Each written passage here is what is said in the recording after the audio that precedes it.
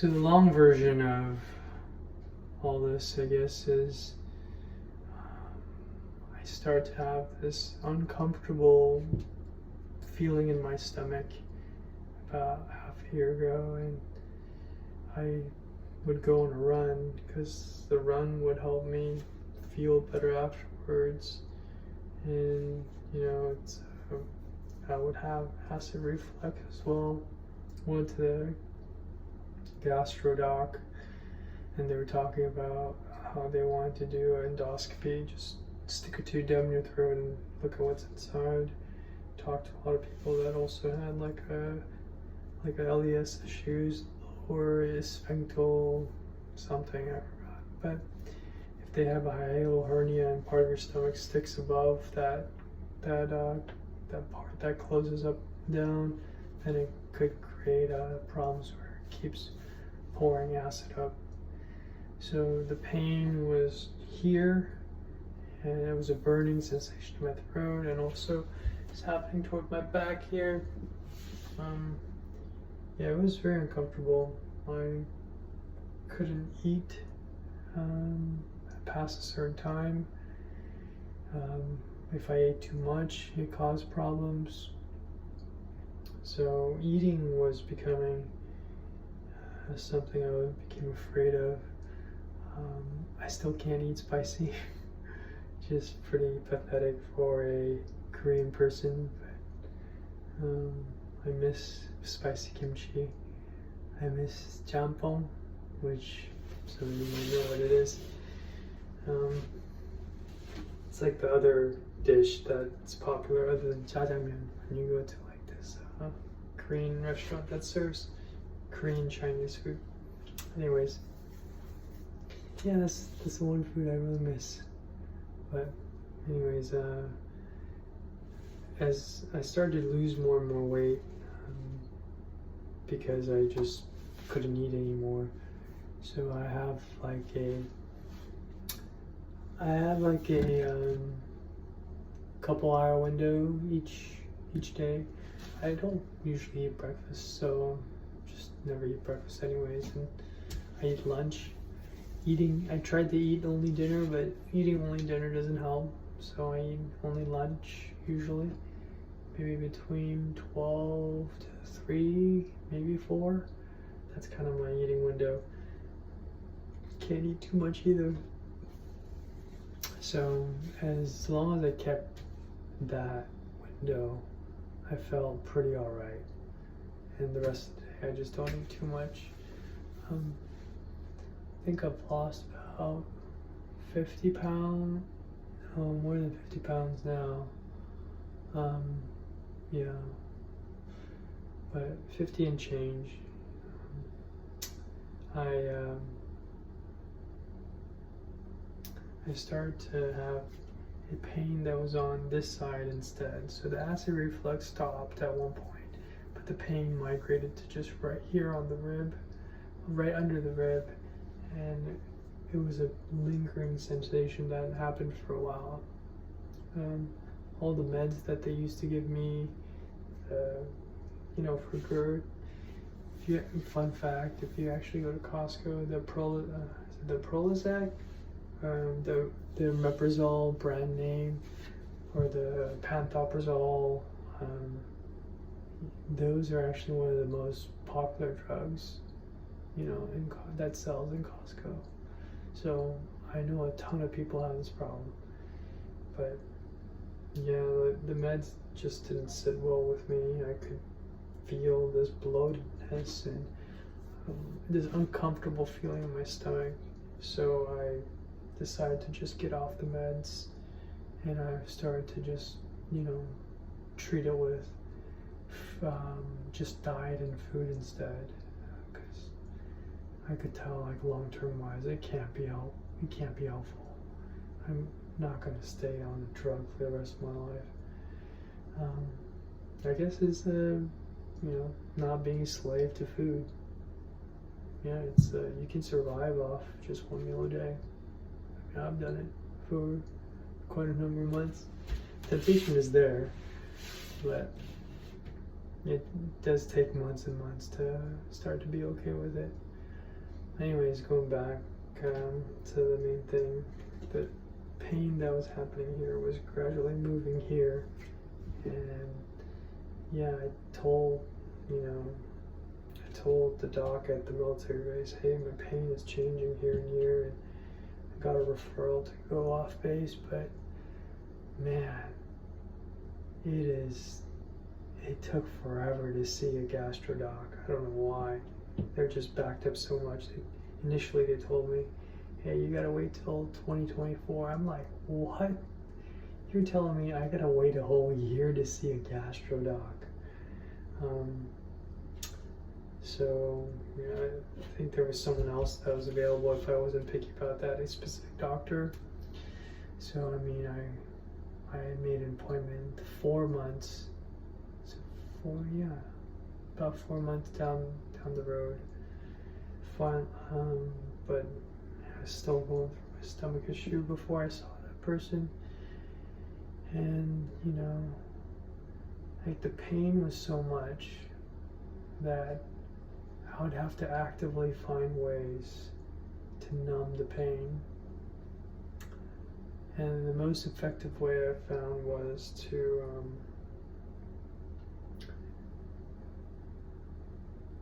take a really hot bath. And I'm talking about really, really hot.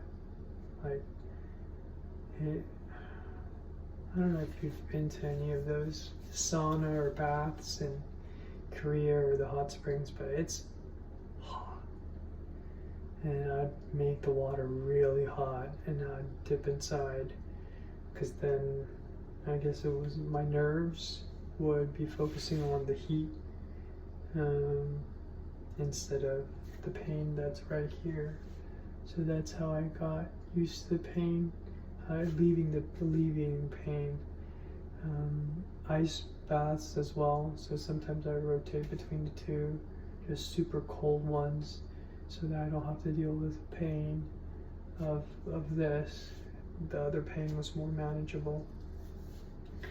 And a lot of times I would just be hunched over like this, with like this triangle pillow that I have hunched over, and just sitting there scrolling through just YouTube videos of shorts, just mindless stuff. Like my brain's not in the right place to even think about a lot of things. So yeah, just mindless videos that are supposed to be funny or catches your attention, that keeps my mind off the pain here.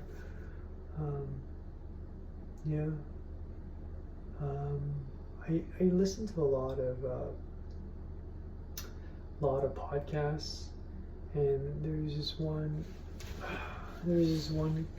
individual that I listen to that does a lot of interviews, Tom DeLue, and one of his guests was talking about how the AI is just going to change the world, and you can't see past 2 years what it's going to be. But the thing that he mentioned in the podcast was that he said his son has, I think it was autistic, but it said he was talking about how he created an AI, and with the help of AI he was finding out what exactly makes autism work. And then, it was just certain neurons, chemicals firing in the brain, and after some time he and some other people developed a drug that just specifically targets that area of the brain. And now he sends his kid to regular school, doesn't even worry about it, and he functions like a normal child. And I was thinking, shoot, well, I played around with ChatGPT, so maybe I should try it out, because my dad wrote a book, and it's in Korean. I didn't really get to read it. Like, it takes me forever to read, so I would take that and put that in ChatGPT, and then it is not perfect, but I can kind of get an idea of how generally the idea of the story is. So yeah, I was also thinking about translating this book to English, but since I I pay for the premium service, like it's like $20 a month, I think. But now they have the ChatGPT 4 as well. And I think ChatGPT 4 is actually much better. Didn't get to play around with it too much yet, but still, I thought, well, I'm paying for this anyways. I mean, maybe I should just, ask the AI bot what it is. So, yeah, I asked the bot. I keep calling it a bot, but I asked ChatGPT, what my issue was, and then it gave me a list of 6 diagnoses, and I kept feeding in more prompts, like, hey, I have a delayed reaction. It happens like hours after I eat, like 6 or 7 hours. I could be eating lunch at 12 or 1, and then it happened like 10 or 11 o'clock at night, or sometimes even 1 or 2.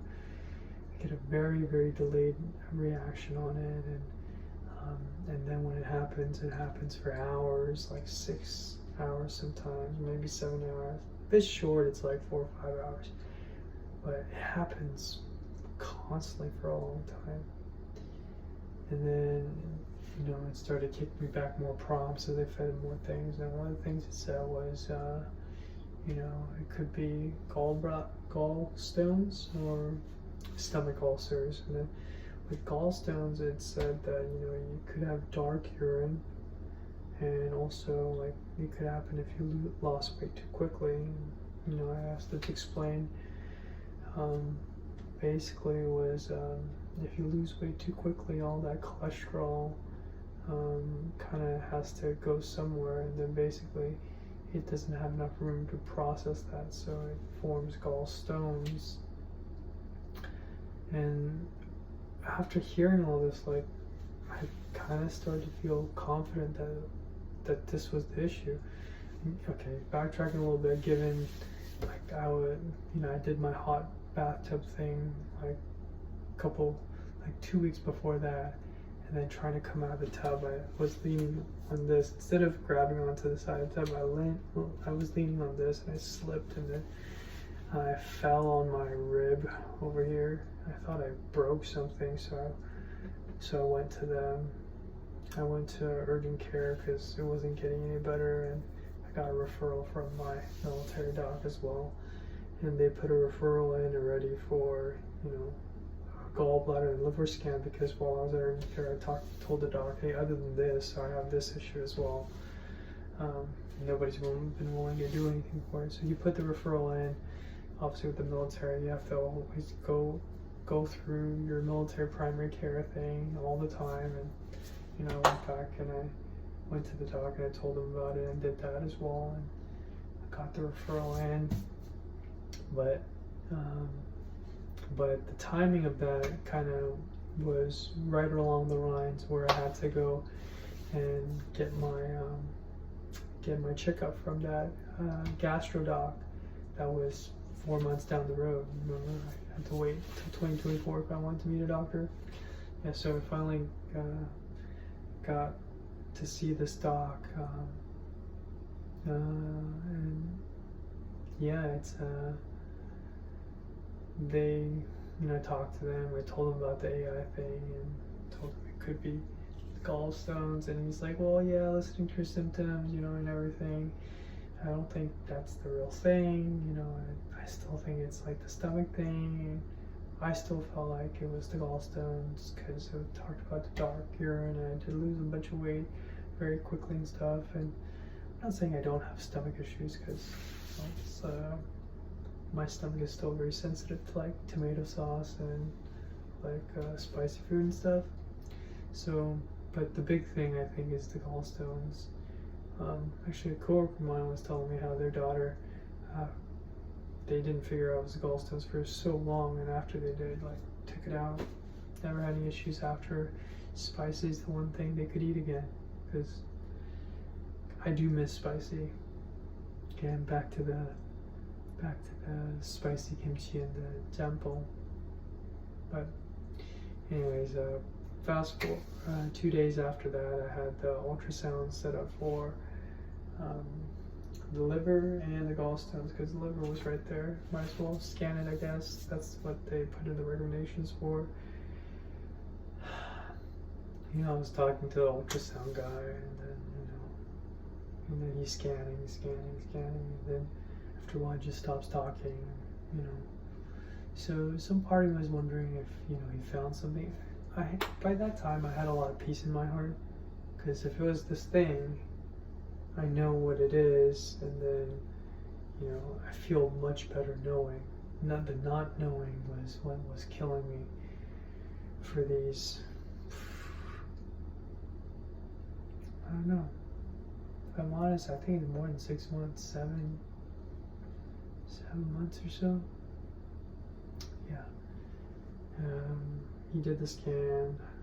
I went back, and then the next day I get a call. And then, you know, the doc that I was visiting said, "Hey, I don't know if someone called you yet, but I just got your charts back. Nobody told you yet. You know, we did see abnormalities in your gallbladder."